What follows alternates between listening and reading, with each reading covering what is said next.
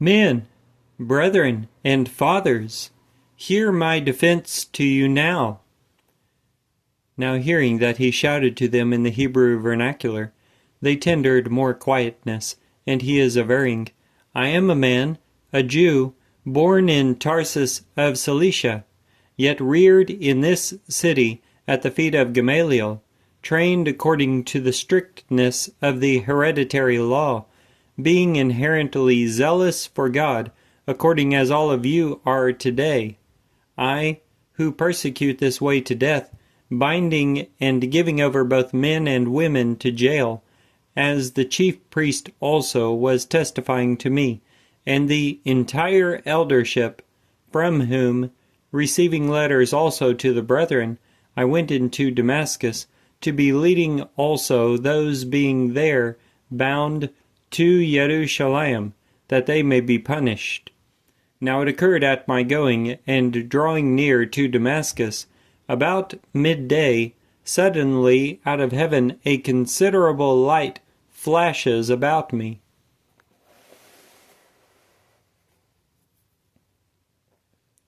Besides, I fall flat, and I hear a voice saying to me, Saul, Saul, why are you persecuting me?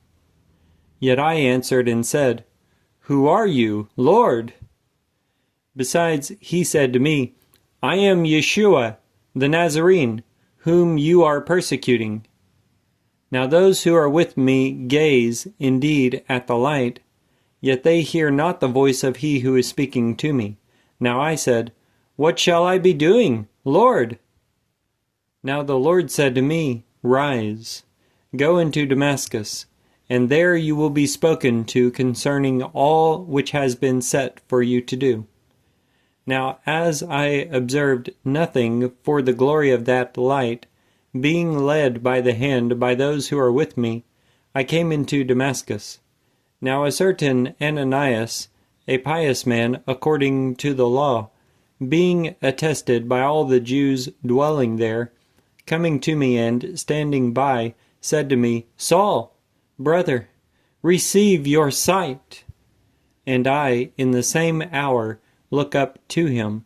Now he said, The God of our fathers fixes upon you beforehand to know his will, and to be acquainted with the just one, and to hear the voice of his mouth, that you shall be his witness to all men of what you have seen and hear. And now, why do you defer? Rise, be baptized, and bathe off your sins, invoking his name.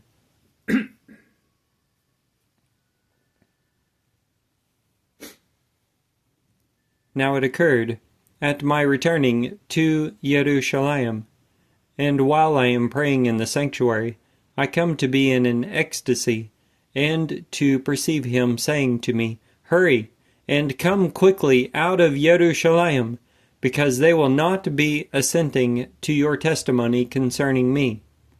And I said, Lord, they are versed in the fact that I was jailing and lashing those at the synagogues who are believing on you, and when the blood of Stephen, your witness, was shed, I myself also was standing by, endorsing it, as well as guarding the garments of those who are assassinating him.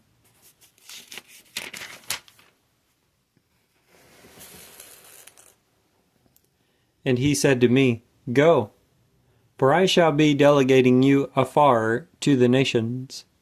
Now they heard him until this word, and they lift up their voice, saying, Away from the earth with such a one, for it is not befitting for him to live.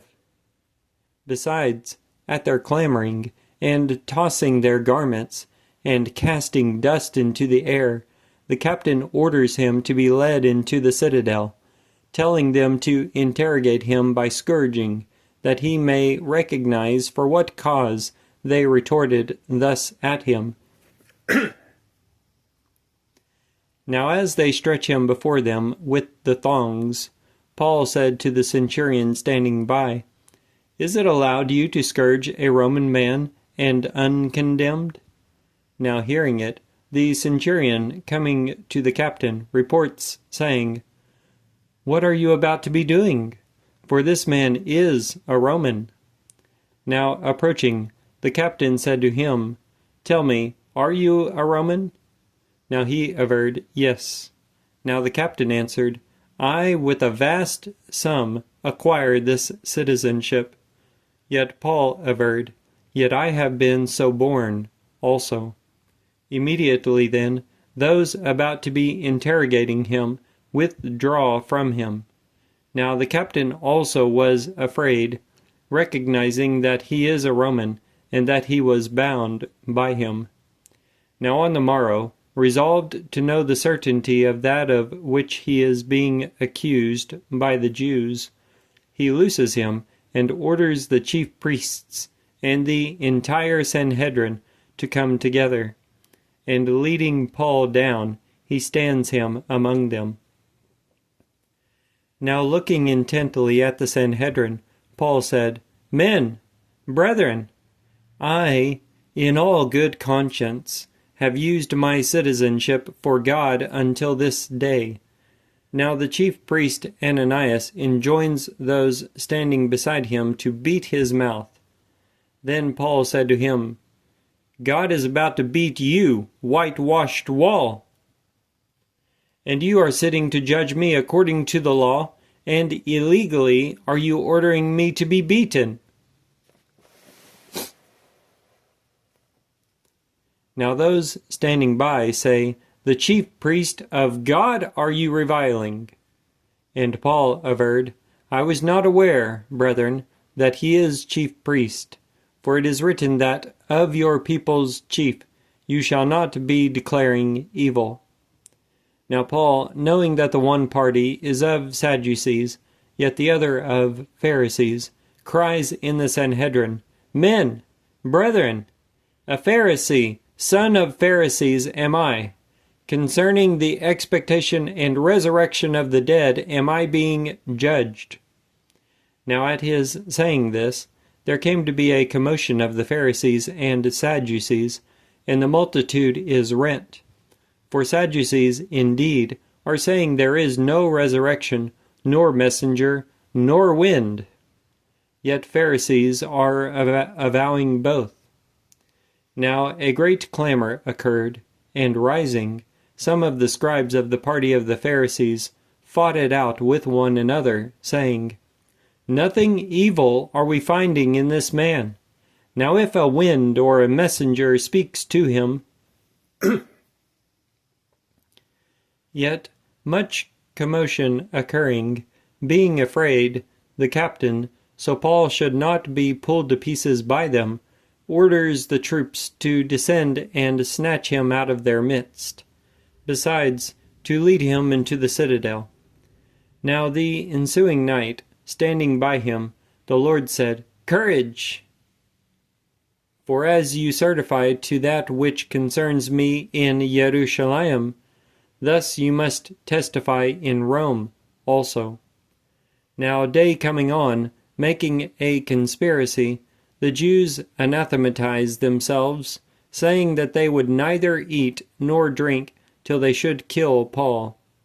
Now there were more than 40 who make this cabal, who, coming to the chief priests and the elders, say, "With an anathema we anathematize ourselves to taste nothing till we should kill Paul. Now then, you inform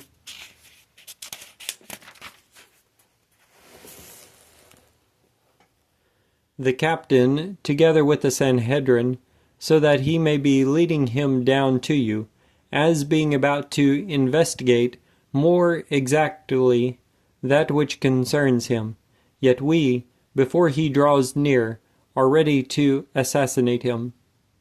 Now the son of Paul's sister, hearing of the ambush, coming along and entering into the citadel, reports it to Paul. Now Paul, calling one of these centurions to him, averred, "Lead this young man away to the captain, for he has something to report to him." He indeed, then, taking him along, led him to the captain, and is averring, "The prisoner, Paul, calling me to him, asks me to lead this youth to you, who has something to speak to you." Now the captain, taking hold of his hand, and retiring privately, inquired to ascertain, "What is it that you have to report to me?" Now he said that the Jews agreed to ask you, so that you may lead Paul down tomorrow into the Sanhedrin, as being about to ascertain somewhat more exactly concerning him. You, then, should not be persuaded by them, for there are ambushing for him more than 40 of their men, who anathematize themselves neither to eat nor drink till they may be assassinating him. And now they are ready, anticipating the promise from you. Indeed, then, the captain dismisses the youth, charging him to no one speak out that you disclose these things to me. And calling a certain 2 of the centurions to him, he said, "Make ready 200 soldiers, so that they may go as far as Caesarea, and 70 cavalry, and 200 slingers, from the 3rd hour of the night. Besides, present beasts, that, mounting Paul, they should be bringing him safely through to Felix, the governor." He writes a letter having this motto: "Claudius Lysias, to the most mighty governor Felix, rejoice!" This man being apprehended by the Jews, and being about to be assassinated by them, standing by with the troop, I extricate, learning that he is a Roman.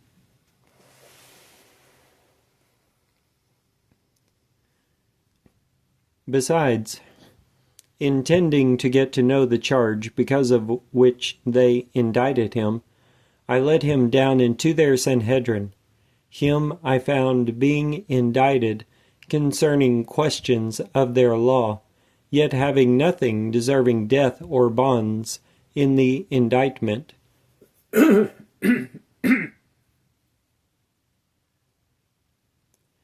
Now, at its being divulged to me that there will be a plot against the man, forthwith I send him to you, charging the accusers also to speak against him before you.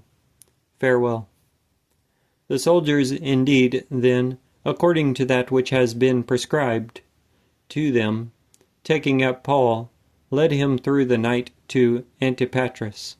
Now on the morrow they return into the citadel, leaving the cavalry to come away with him, who, entering into Caesarea, and giving up the letter to the governor, present Paul also to him.